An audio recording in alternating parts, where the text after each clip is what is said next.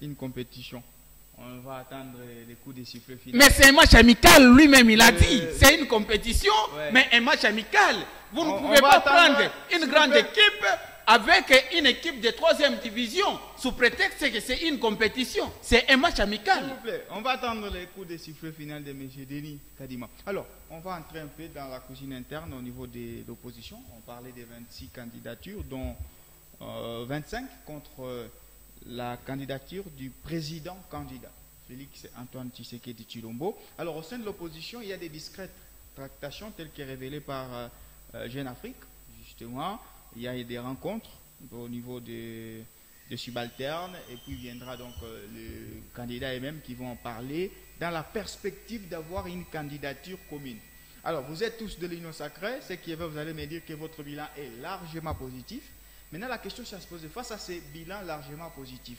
Pour que cette opposition ait au moins quelque chose à faire valoir, doit-elle s'unir de manière obligatoire ou cette union ici est juste nécessaire? C'est la question qu'on essaie un peu de poser. Je sais que j'aurais bien voulu qu'ils soient là eux-mêmes, mais malheureusement, ils n'ont pas répondu. Vous avez bien voulu qu'ils soient là, malheureusement, ils n'ont pas répondu. C'est pas seulement le constat que vous faites vous-même, c'est de venir sur tous les plateaux, parce qu'ils n'ont rien à dire, c'est comme ça que vous ne les verrez pas sur les plateaux. Ils sont en train de fuir partout, on est en train de les chercher même au centre-ville ici. Opposition, venez, qu'on fasse débat de confrontation, des bilans, on ne les voit pas. Alors, je ne pouvais pas commenter quand même la candidature commune de l'opposition, mais en tant qu'un homme politique, je peux commenter. Mais nous, à l'Union Sacrée, on n'entre pas dans la cuisine interne des gens, et surtout si on sait que c'est un club des gens qui ont déjà échoué. Mais lorsque je suis un politicien, je peux quand même commenter. C'est difficile, monsieur Jean-Claude, qu'on ait une candidature commune de l'opposition. C'est très difficile. Pourquoi? Lorsque vous regardez ces 25 candidats, vous trouvez que chacun a un comportement très particulier. La première chose. Ce qui caractérise d'abord ce club de ces gens qui se sont réunis là-bas, c'est l'immaturité politique. Vous trouvez que ces gens là-bas, ils ne sont pas encore mûrs au niveau politique pour qu'il y ait la notion de concession pour dire qui va nous guider. Même si on échoue, mais il peut y avoir quand même un perdant en ordre. Ça serait difficile que ces gens-là puissent se mettre ensemble aujourd'hui à cause de leur immaturité politique. Mais le deuxième élément qu'il faut retenir derrière la candidature, comme mon ami Mouteba venait de dire, c'est que tous ces gens qui sont venus déposer des candidatures, ils n'ont pas des ambitions de faire la course à la magistrature suprême. Ils jouent indirectement le système de Likelemba, mais ils jouent ça au niveau présidentiel Kinkurimba. N'y que tout $100 yangu, quand on a discuté, n'a pas candidat unique, ou tenirudisha 100 000 yangu mideka na intérêt. Donc ces gens, ils ne sont pas capables de prendre 100 000, investir dans l'entrepreneuriat. Mais ils ont compris qu'ils sont des bons cambistes, ils peuvent quand même aller jouer ces jeux au niveau de la CENI. Je vais mettre mon $100 000 comme Kinkurimba, ça c'est mon tour, c'est moi qui ai mis, est-ce qu'on a validé mon dossier? Mais quand on va discuter les candidatures, on va maintenant négocier. Moi je vais te céder ma place, mais tu vas me remettre combien? Ou quand tu auras les pouvoirs, tu vas me donner quoi? Donc vous trouvez que c'est un commerçant, mais qui veut faire de la politique. La troisième des choses, c'est que les gens là qui font aujourd'hui course, lorsque vous les regardez individuellement, même leurs épouses ne sont pas contentes de les voir là-bas comme candidats. Parce qu'ils savent qu'ils ne seront pas élus. Ils ont été tous accompagnés de leurs épouses. Mais je vous dis, la femme a le droit d'être soumise, c'est le code de la famille. La femme est soumise, c'est même la Bible. Marie, aimez vos femmes et femmes soyez soumises. Même quand il sait que mon mari, dans ce qu'il fait ici, il va échouer. Toi, tu vas lui dire non. La femme, elle est soumise. Au nom de la soumission, la femme va les accompagner. Mais l'élément important qu'il faut voir aujourd'hui, que les hommes politiques congolais manquent aujourd'hui, c'est la capacité de concession quand il suffit de parler de la République. Je ne vois pas ici. Mais en 2018, on a quand même eu ça. Mais vous avez évoqué aujourd'hui en 2018. Mais vous avez vu. Moïse Katumbi, il y avait déjà Martin Mais vous avez vu ce qui s'est fait au niveau des Genval. Le candidat préféré et qui a donné raison, c'était Félix Tshisekedi. Mais il y a eu quand même 3 ou 4 qui se sont tirés à côté pour choisir quelqu'un. Et là, les appartenances tribales ont joué. Et c'est comme ça que Tshisekedi n'a pas été le choix. Et nous, les peuples, avions compris. Jean-Marc Kaboun aurait demandé que Tshisekedi retire sa candidature. Vital Kamerhe, en tant que visionnaire, aurait compris que ça, c'est le Messie qu'il faut suivre. S'il faut chuter pour laisser la parole à mon ami là, je me dis aujourd'hui, parmi les 25 candidats de l'opposition que nous regardons en face ici, je vois quelques-uns qui peuvent céder. Mais je regarde deux. Et les deux là, c'est Moïse Katumbi et Martin Fayoulou. Tellement que ces gens-là sont comme les diables qui envient être assis à la place de Dieu, je vous assure que les deux là-bas n'accepteront pas. Ils ont déjà ouvert. Pourquoi? Parce que Fayoulou était deuxième aux élections passées. Ouais, Katumbi était empêché par le régime de Kabila de ne pas entrer même au Congo.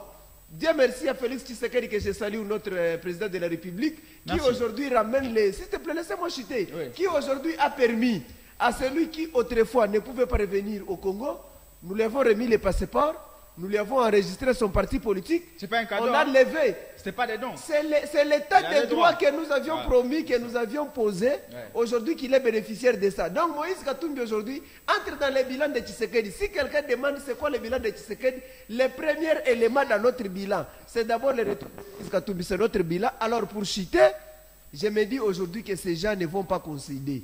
Ils vont rester dans leur haute opinion personnelle. Et c'est là que les malheurs vont continuer à les accompagner. Et même s'ils sont unis aujourd'hui, je précise, je ne vois aucune union aujourd'hui qui peut battre la machine qui est en face ici, qui s'appelle l'Union sacrée avec Félix Antoine Tshisekedi. C'est possible d'avoir une candidature commune vu les personnalités clivantes qu'il y a? Martin Fayoulou, Moïse Katumbi, Denis Mukwege, Matata Mponyo, il y a beaucoup, 25 candidatures de l'opposition, et ils veulent justement relever ces défis. Est-ce que ces défis est-il possible d'être relevé? Je répondrai par oui et non. Oui et non, pourquoi? Parce que, je commence par oui, c'est possible lorsqu'ils vont aller dans les concessions, telles que Maître Alain venait de l'expliquer ici. Et en plus de cela, quand vous regardez, la plupart de ceux-là qui se disent opposants, ce sont des commerçants. Et la plupart sont des cambistes, nous le savons très bien. Et aujourd'hui, il y a ceux-là qui ont tenté. Il y a ceux-là qui n'avaient rien, on les a poussés pour embrayer la machine sous prétexte qu'il n'y aura pas les élections. Allons embrayer. Lorsque nous allons nous retrouver nombreux, nous pouvons faire un bras de fer, nous pouvons revendiquer, nos revendications seront acceptées. Ils peuvent faire une candidature commune. Mais le choix sera sur qui? Porter maintenant. Ça, c'est une paire de manches. La deuxième des choses, j'ai dit non. C'est vraiment impossible, néanmoins par les bâtons magiques. Pourquoi? Quand nous regardons tout ce qui se passe au sein de l'opposition, on comprend qu'il y a trois personnes. Maître Alain a cité deux, j'ajoute la troisième personne qui est Deli, c'est Sanga. Trop agité. Non, lui c'est un petit poisson. Trop agité. Et donc, lui, il se croit déjà président de la République. À la députée. Imaginez-vous en tant que député national, il n'a même pas du respect envers le président. Les députés se perdent l'État. Enlever Sesanga, on reste avec Katumbi. On peut ajouter Mukwege à la place de Sesanga. Mettre Sesanga dans la course, c'est inutile. Mais en tant que député, il n'a même pas la tolérance envers le président de l'Assemblée nationale. Ça, c'est de 1. De 2, quand vous le regardez, sa façon de parler, il se croit déjà président de la République. Vous avez peur de lui. Hein, non, j'ai dit ceci. Il est quand même intelligent. J'ai dit ceci. Mais qu'est-ce que vous parlez? Nous analysons candidat après candidat. Nous n'avons peur d'aucun. Il ne va pas nous battre quand même. Nous n'avons peur d'aucun. Il a la carrière présidentielle. S'il te plaît, s'il te plaît. Non, écoutez. Il parle comme un président. Non, je vous rappelle que c'est un ancien rebelle. Je vous rappelle. C'est de l'orgueil. Et en plus, un élément très capital. Vous savez que lui, Deli Sesanga, si aujourd'hui il est attaqué, même dans son propre coin, c'est parce qu'il a le sang des Congolais. Est-ce qu'il s'est déjà repenti? Non, on ne va pas parler de lui. Hein. Bien sûr que oui, on a quand même parlé de lui. Il doit commencer d'abord par se repentir par rapport au sang des Congolais qui les colle. L'opposition, quand vous regardez l'opposition dans son ensemble, qui va accepter de céder à l'autre? Ok. Est-ce que c'est Matata? Et c'est Matata qui va céder? Parce que Matata sait qu'il y a un dossier en cours. La justice peut l'appeler demain ou après-demain, en cours de campagne. On dit non, le craque dedans. Il peut céder facilement. Parce qu'il a d'abord peur. Lorsque vous regardez Matata Fayoulou, en les regardant très bien, d'ailleurs, lorsque nous prenons les cursus de tout un chacun, au regard que le mieux qui peut faire bien dans l'opposition, c'est Fayoulou. Pourquoi? Il est le seul qui a l'expérience politique. C'est Martin Fayoulou. Il a l'expérience politique parce qu'il vient de la grande école UDPS. Et donc, aujourd'hui, je réitère que c'est vraiment impossible qu'il y ait une candidature commune. Néanmoins, par les bâtons magiques. D'abord, les problèmes se posent au niveau de leurs délégués. Ils tiennent leur réunion en Afrique du Sud. Ici à Lubumbashi, ils étaient incapables de prendre un candidat commun. Ce n'est qu'en Afrique du Sud, c'est par là qu'on comprend qu'il y a les Occidentaux derrière eux. Ils pensent que le pouvoir aujourd'hui viendra encore aux Occidentaux. Or, le pouvoir, c'est en République démocratique du Congo. C'est l'homme congolais qui donne le pouvoir dans les urnes. S'ils pensent que, sous prétexte qu'ils sont financés par les Occidentaux, ils sont appuyés par les Occidentaux, l'homme congolais n'acceptera plus jamais d'être à l'aliénation des Occidentaux. Nous sommes matures, nous allons organiser les élections seuls, nous allons battre tous les candidats. Même s'il faut ajouter une 27e personne, 28e personne, nous allons tous les battre. Il n'y a aucun candidat qui peut faire face à Félix Antoine Tshisekedi Tshilombo. Alors, on va finir par là, justement une minute pour chacun pour conclure. C'est par rapport à la première thématique. Un message, maître Alain Kazadi, à la population, qui est harcelée à chaque moment quand elle accède la population, justement, aux réseaux sociaux. Ce sont les attaques, l'appel d'ici et de là. Un message dans 45 secondes, justement, et on va conclure par là. Merci, messieurs les journalistes, pour l'opportunité que vous me donnez de m'adresser à la population congolaise. Cher peuple congolais, je suis le vôtre. Le seul message que je peux vous donner pendant cette période où nous allons commencer la campagne est celle de comprendre que la République démocratique du Congo, c'est le seul bien que Dieu nous a donné. Nous n'avons que ça. Les autres peuvent faire le désordre, mais nous n'avons que la République démocratique du Congo comme un bien commun. Le seul message que je vous apporte ce soir ici, nous allons faire la campagne. Mettons dans la tête que nous ne sommes pas des ennemis, nous sommes des adversaires politiques.